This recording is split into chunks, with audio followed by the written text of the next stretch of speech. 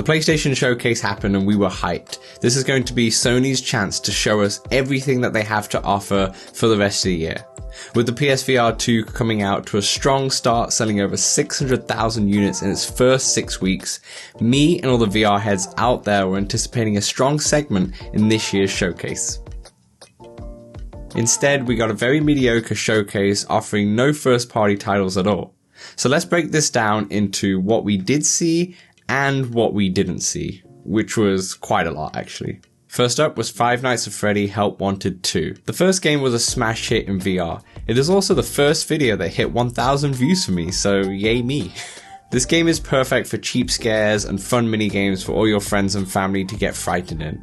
A solid start, not a system seller per se, but it's okay. It comes out late 2023. Next we had a big one, Resident Evil 4 Remake. Some people were down on this since we knew it was coming. There's an RE4 VR in Quest already, and plus there's been so many ports of just standard RE4. But say what you want, this game looked incredible. Both Resident Evil 7 and 8 had excellent VR modes. They work so damn well, and I have no doubt that this game will smash it out the park too. I'm definitely excited for this one. No release date for now, but it is in development and I'm sure it's going to come out at some point this year. Then we had a surprise reveal, Arizona Sunshine 2. It's been 6 years since the first game, which is one of the OG zombie shooters. You know, back then when there was only 5 VR zombie shooters, not 500 as there is now. The trailer was entertaining, yet it didn't really give us any gameplay. Zombies look sharp as ever, but I really hope that this game has a Dead Rising feel to it. I mean, by having the ability to craft weapons so you can kill zombies in creative ways. This game is only on PSVR 2 and PCVR, so they won't be bottlenecked by the Quest 2 hardware. I hope they really utilize that extra power, and it's coming sometime this year. We then got some gameplay for Crossfire Sierra Squad. This is the Call of Duty-like online shooter which did look solid to be honest. That's all I have to say about that. It's another shooting game. Wait, what's that I hear? You want another shooting game? No problem. Synapse's gameplay was shown, and joking aside, it did look really good, albeit extremely fast. It does get me worried for motion sickness. I'm sure they'll have tunnel options to reduce that, but damn, it looks good.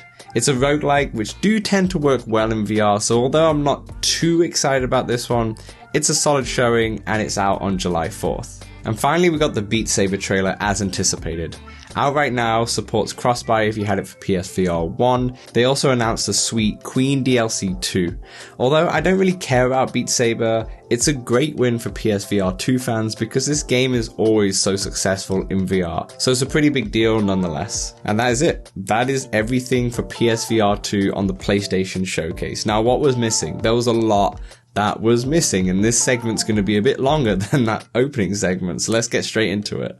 Half Life Alyx. I'm not sure how likely this game was for PSVR 2, but it is by far the best VR game still to this day, and it would sell PSVR 2 units like crazy if they had it. I'm very surprised that we didn't get a reveal for this. I still have hope that it's coming out at some point, like surely, right? This is the best PC VR game. Maybe you can throw Vertigo 2 in that mix, maybe you can throw Bone Labs into that mix, but come on, Half Life Alyx on PSVR 2, it's a no-brainer.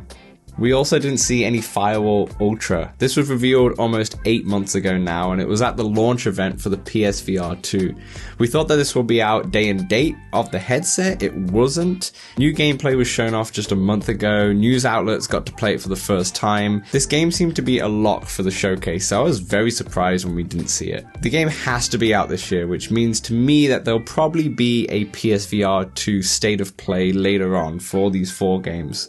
And I think this is a clue, and I think the rest of the games I talk about is probably a big hint to what's going to come later on this year. We also didn't see the Foglands. Yeah, I know, another bloody shooting game, but with cool cel-shaded art style applied to it. It's a roguelite which was revealed at the State of Play 3 months ago, which is due out for this year. So we expected to see a little bit more in the showcase, but nope. Like I said, another clue that points towards a VR State of Play in the next few months. Next up is Behemoth. This is the next game from the creators of The Walking Dead Saints and Sinners.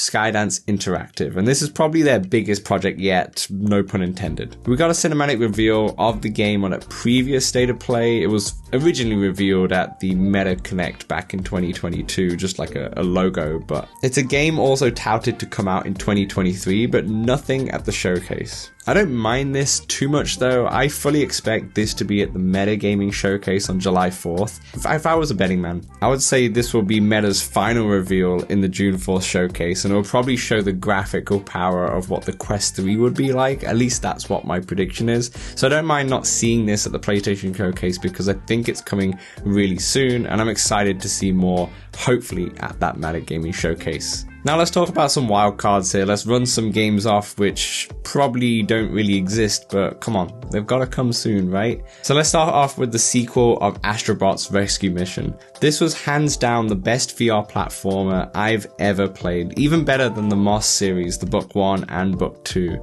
And this was nowhere to be seen. You know, this was in a lot of people's predictions that we'll finally see an Astrobot, and like I've kind of alluded to in this video, there's been a lot of shooters, and more shooters, and a few zombies. We need some more variety, and Astro Bots Rescue Mission 2 would have been perfect for this, but unfortunately, nowhere to be seen. I do hope that they're working on it though, because this is just a fantastic game. If you've never played on the PSVR 1, you'll be in for a treat when hopefully it gets ported, or at least they do a sequel.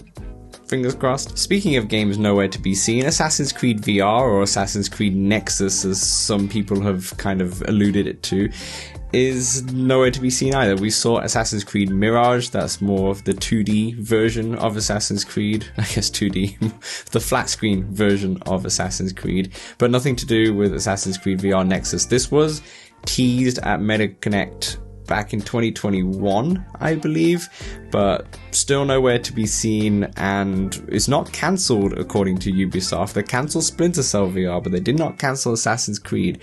So maybe we'll see it at Metagaming Showcase. I highly doubt it though. If we're going to see it, I would say it probably will be saved for the Ubisoft's showcase if they have one, maybe.